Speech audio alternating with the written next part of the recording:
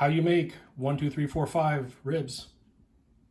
Making these ribs is super easy. We call them Popo ribs because Michelle's Chinese grandmother used to make them this way.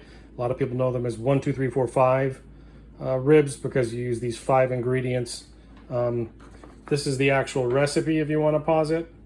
But first step is getting some spare ribs.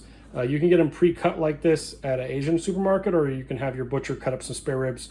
You just want them about half width, something like that, or even third width, and I'll cut them up.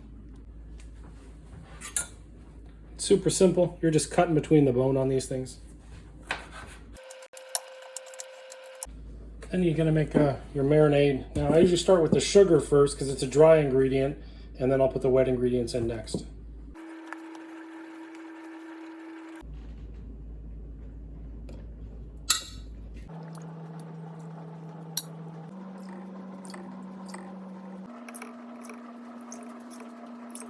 Take a little green onions and some ginger that's sliced up and toss that in.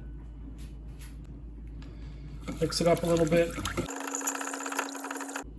And I'm gonna take up the cut up ribs and put them in the pot.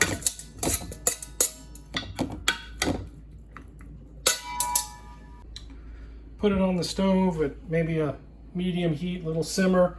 It's gonna be a very slow cook. Doesn't look like it's full, but it'll boil up, you'll see.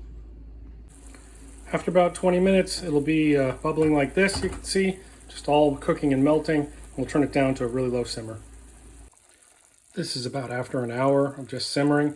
The smell is great. They're probably done by now. You can cook them a little bit longer or even add more seasoning if you want a little more flavor to it. So you just serve it over some rice. It's a great meal anytime. So that is